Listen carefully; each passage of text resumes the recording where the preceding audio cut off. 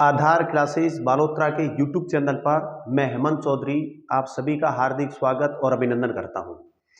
आज मैं आपको राजस्थान पुलिस भर्ती 2023 जो भर्ती अभी आने वाली है उसके जो वीडियो अवेयरनेस से संबंधित जो मैं वीडियो बना रहा हूं उसकी श्रृंखला में ये दूसरा वीडियो है। आज इस वीडियो के अंदर मैं आपको पुलिस व आरएसी में क्या अंतर है इसके बारे में बातचीत करूंगा। यानी पुलिस और आरएसी में से अपन कौन सा फॉर्म भरे, अपने लिए कौन सा फायदेमंद रहेगा। तो हर एक विद्यार्थी की अलग अलग खूबी होती है, अलग अलग आवश्यकताएं होती है। उस हिसाब से मैं पुलिस और आरएसी के अंदर आपको अंतर बताऊंगा और आपके लिए फॉर्म भरना कहां से उचित रहेगा उसके ऊपर अपन बातचीत करेंगे। योग्यता क्या है, अब इस योग्यता के ऊपर भी बातचीत करेंगे। सीईटी अनिवार्य है या नहीं है, या है तो कहां तक, इसके बारे में भी।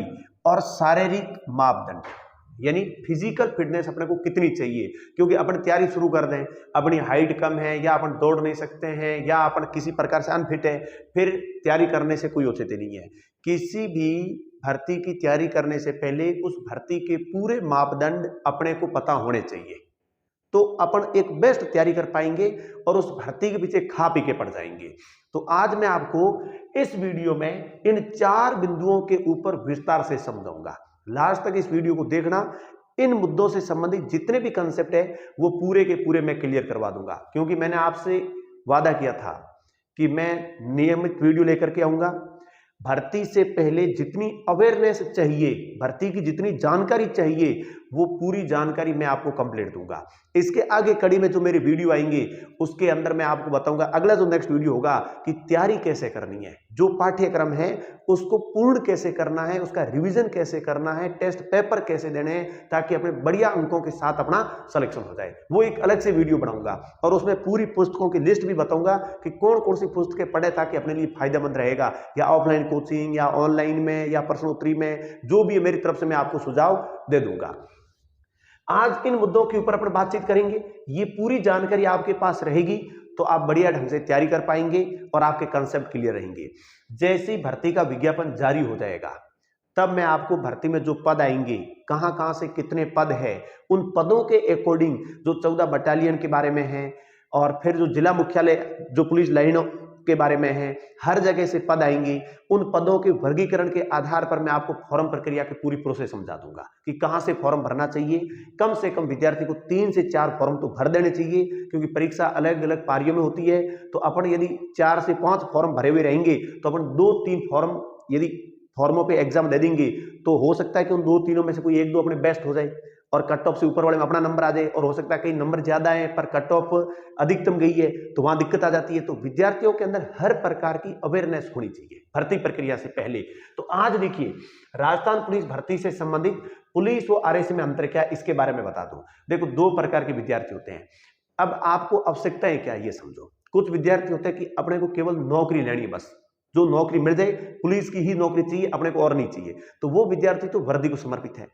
कुछ विद्यार्थी होते हैं जिनको ये नीड होती है, आवश्यकता होती है कि आर्थिक स्थिति कमजोर है, एक बार छोटी मोटी नौकरी पकड़ लेता हूं, फिर उस नौकरी में जाकर के आगे बड़ी भर्ती की तैयारी करता रहूं।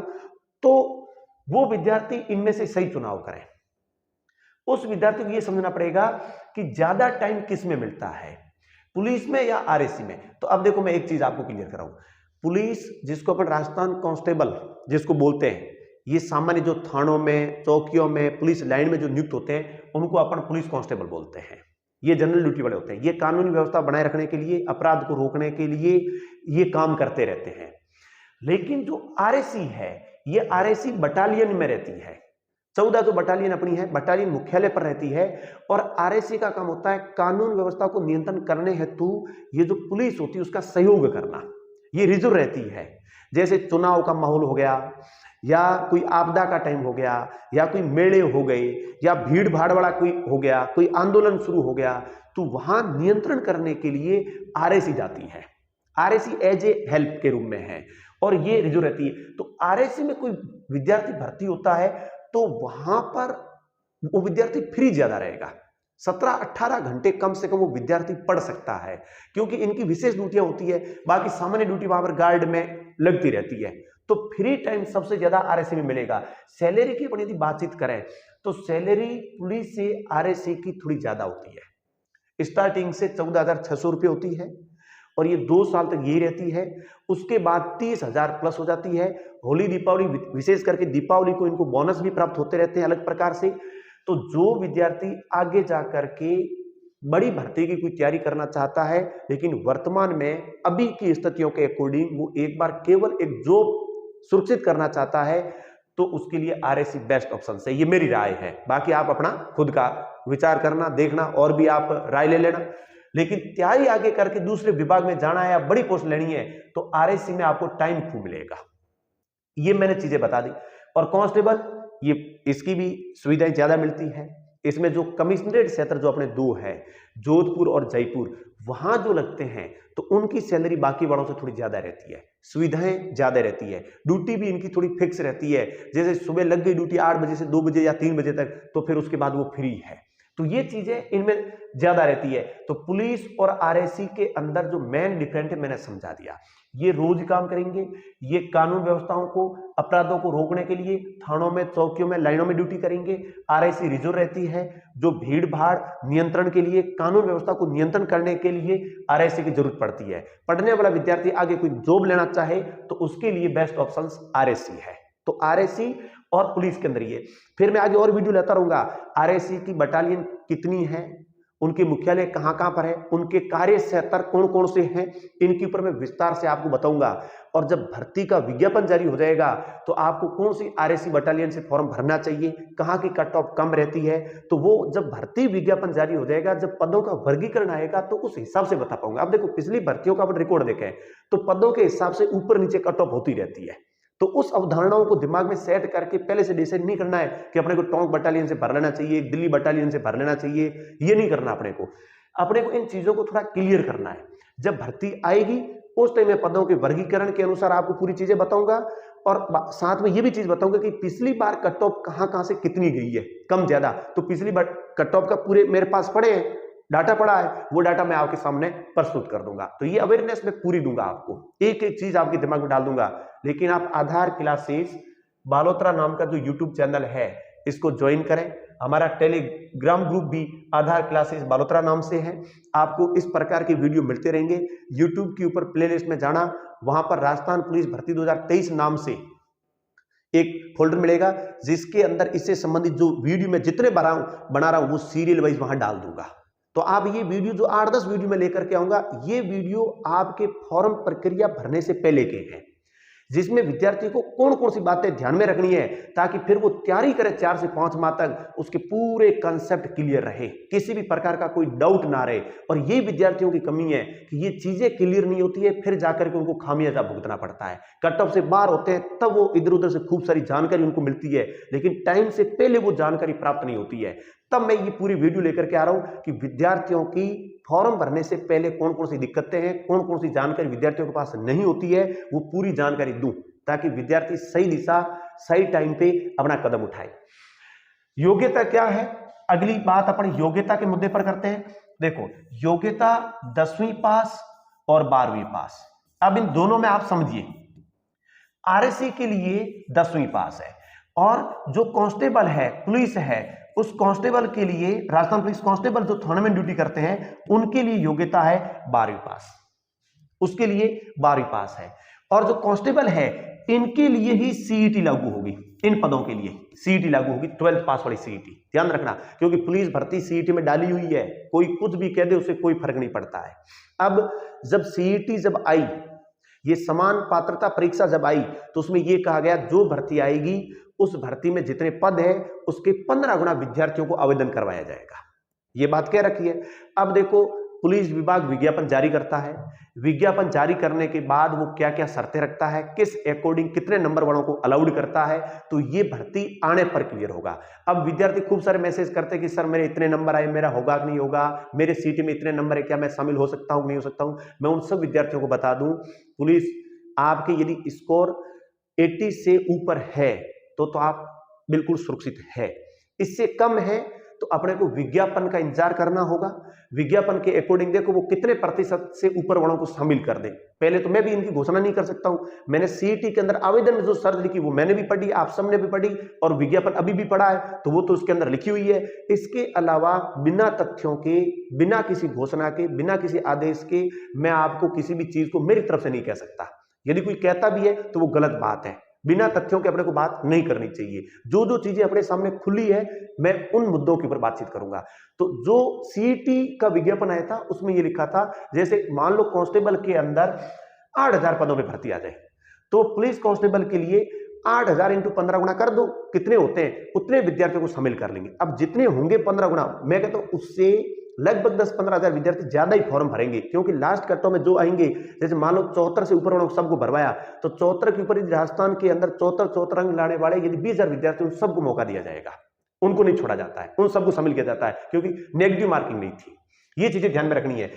तो सीट योग्यता आरएससी के लिए 10वीं पास है, ये ध्यान रखना है। तो आरएससी में सीईटी लागू नहीं होती है। जो विद्यार्थी सीईटी के अंदर स्कोर डाउन है, जिनको पता है कि मेरा स्कोर सही नहीं हुआ है, हो सकता है कि मैं उसमें शामिल हूं कि ना हूं, तो वो आरएससी का फॉर्म भर सकता है। डरने की जरूरत नहीं कि आरएससी डाउन है, बिल्कुल आरएससी बढ़िया पोस्टें हैं, आरएससी की नौकरी भी टॉप है।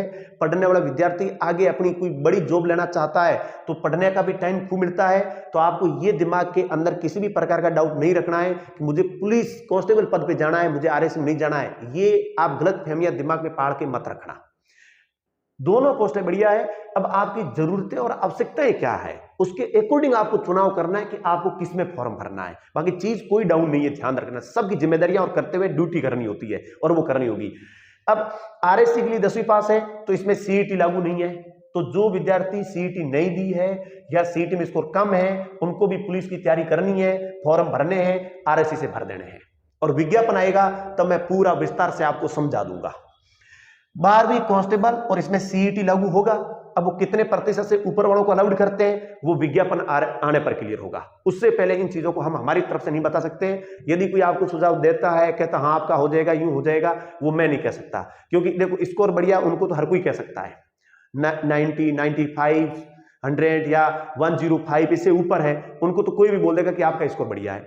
अब 70, 75, 60, 65 वहां पर क्या बोले कि वो कहां तक ले, तो हमारी तरफ से इस प्रकार की कोई भी चीज आपको झूठी नहीं बताई जाएगी।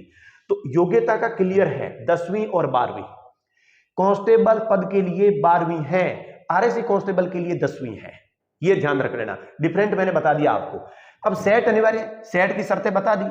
आरएससी के लिए यदि आरएससी बटालियन से आप फॉर्म भरोगे तो आरएससी के लिए सेट अनिवार्य नहीं है। और आप जनरल ड्यूटी कांस्टेबल वालों से फॉर्म भरोगे तो वहां पर सीईटी अनिवार्य है, क्योंकि ये भर्ती उसमें डाल रखी है। अब बहुत सारे लोग क्या आंदोलन करवाएंगे, वो करवाएंगे, बाहर करवाएंगे, वो आगे का मुद्दा है, उसके बारे में अभी कुछ नहीं कह सकता। अभी इस भर्ती को सीईटी में डाल रखा है। कांस्टेबल जो 12वीं पास वाले पद होते हैं उनको डाल रखा है, आरएससी को नहीं डाल रखा है। ध्यान रखना, क्योंकि सीईटी 12वीं पास के बाद होती है, 10वीं पास होती नहीं है, तो आरएससी तो हो ही नहीं सकती। आरएससी सेट के अंदर नहीं आएगी। ये मैंने आपको सेट की अनिवार्यता बता दी। अब शारीरिक जो मापदंड है, क्योंकि देखो ये तो अपने को नॉलेज होना चाहिए। अब ये मैंने डाउट आपके क्लियर कर दी इस वीडियो में कि पुलिस और आरएससी में से अपन किसके आवेदन करें, तो दोनों ऑप्शंस मैंने बता दिए। अब आरएससी की बटालियन कहां है, उनके कार्य क्षेत्र कौन कौन से हैं, मुख्यालय कौन कौन से हैं, तो वो अभी देखो नौकरी लगने से पहले इन चीजों की आपको जरूरत नहीं है। लेकिन जब भर्ती आ जाएगी, विज्ञापन आएगा, तो मैं पूरी बटालियन और कहां से कितने पद आए और आपको कहां से फॉर्म भरना है उसकी अवेयरनेस दे दूंगा। और उसके बाद इनके बारे में और वीडियो बनाते रहेंगे, क्योंकि अब अभी तो अपने को तैयारी करनी है, अपने को जो सिलेबस है उसको तैयार करना है और फिजिकल फिट रहना है। दो चीजों से सिलेक्शन हो जाएगा, उसके बाद आगे की देखना है। भर्ती से पहले अवेयरनेस इतनी होनी चाहिए कि फॉर्म कहां से भरें, किस प्रकार से फॉर्म भरने के चुनाव करें और अपने कौन कौन से मापदंड क्लियर होने चाहिए इस भर्ती के लिए, ये अवेयरनेस दिमाग में बैठा लो, ये फिट कर लो। ठीक है, योग्यता क्या है, सेट और शारीरिक मापदंड। मैं सामान्य शारीरिक मापदंड बता रहा हूं आपको, फिर भर्ती के ऊपर मैं पूरे शहरिया वालों के सबके एक एक के बता दूंगा। अब आगे देखिए, शारीरिक मापदंड की यदि बातचीत करें, सबसे पहले हाइट की बातचीत कर रहे हैं अपन। सबसे पहले हाइट की बातचीत कर रहे हैं, न्यूनतम ऊंचाई। देखो सामान्य पुरुष की बातचीत करें तो 168 सेमी, 168 सेमी पुरुष की न्यूनतम ऊंचाई होनी चाहिए, इससे ज्यादा कितना भी हो। महिलाओं की अपन बातचीत करें तो 152 सेमी, यह हाइट होनी चाहिए। अब SC ST है तो उनको अतिरिक्त छूट मिलती 5 सेमी के लगभग, वो पूरा विज्ञापन में देगा। ये सामान्य के अकॉर्डिंगली 1.68 और महिला 1.52, लेकिन शहरिया क्षेत्र जो बाराबड़ा है वहां पुरुष की हाइट 1.60 सेमी है, महिला की हाइट 1.45 सेमी, उनको विशेष अलग से छूट दे रखी है, वो अलग है। दौड़ की बातचीत करें तो दौड़ के अंदर पुरुष की जो दौड़ है, पुरुषों की, सामान्य पुरुष की 5 किमी 25 मिनट में, 5 किलोमीटर की दौड़ 25 मिनट में पूरी करनी है। महिलाओं की दौड़ 5 किलोमीटर रहेगी लेकिन 35 मिनट का टाइम मिलेगा महिलाओं के लिए, लड़कियों के लिए 5 किलोमीटर की दौड़ 35 मिनट में, लेकिन एक्स सर्विसमैन जो है उनको 30 मिनट का टाइम मिलेगा और 5 किमी की दौड़ करनी है। और ट्राइबल्स जो शहरिया वाला क्षेत्र है उन लोगों को भी 5 किलोमीटर की दौड़ मिलेगी और 30 मिनट मिलेंगे, एक्स सर्विसमैन के बराबर मिलेंगे, यह ध्यान रखना। तो मैंने ये सामान्य के अकॉर्डिंग लिखी, साइड में दूसरी चीजें वो आपको बता दी है। अब शेस्ट, तो शेस्ट केवल पुरुषों का चेक होगा। पुरुषों के लिए शेस्ट न्यूनतम 81, फुलाव के साथ 86, यानी 5 सेमी का फुलाव होना चाहिए, इससे कम का फुलाव नहीं होना चाहिए। तो 81 शेस्ट न्यूनतम और 86, और मैं कहता हूं एक आधा कम भी होगा तो चल जाता है, 80 तक चला रहते हैं, ऐसी कोई दिक्कत वाली बात नहीं है। फिर भी कोशिश करना कि हेल्थ अपने को फिट रखना है, मजबूत रहना है। कोई शेस्ट थोड़ा बहुत कम है ना तो इन चीजों को बढ़ा लो आप। अब महिलाओं के लिए तो ये अनिवार्य होता नहीं है, ठीक है। वजन की बात करें तो पुरुषों के लिए वजन अनिवार्य नहीं है, क्योंकि ये सब चीजें होगी तो वजन उनका बराबर हो जाएगा। महिलाओं की बात करें तो महिलाओं के लिए वजन अनिवार्य है, 47.5 kg होना चाहिए न्यूनतम वजन, 47.5 kg, ये महिलाओं के लिए अनिवार्य है। तो मापदंड में ये मेन है। मेडिकल इतना ज्यादा टफ नहीं होता है, आंखें चेक होती है 6/6 की होनी चाहिए, बाकी ये शरीर के थोड़े बहुत ये चीजें हैं वो अपनी सही होनी चाहिए, बाकी ज्यादा मेडिकल हार्ड नहीं होता है। लेकिन आप एग्जाम निकाल दोगे तो उसके बाद ये फिजिकल की और शारीरिक मापदंड की बात आएगी। लेकिन भर्ती से पहले शारीरिक मापदंड की ये बातें आपको ध्यान में रखनी है कि ये जो सामान्य जो चीजें हैं वो अपनी कंप्लीट होनी चाहिए। यदि इतने हैं, अब हाइट 1.68 मांग रहे हैं और अपन 1.64 या 1.65 पे बैठे हैं तो अपेक्षा करने की जरूरत नहीं है, सीधे सीधे अपने बाहर होने वहां पर। कोई एक आधे होता है तो उसका देखा जाता है, बाकी 3-4 इंच से कोई वहां पर पूर्ति नहीं होनी है। तो ये मापदंड तैयारी से पहले देखने इसलिए जरूरी है। तो आप अच्छे से तैयारी करो।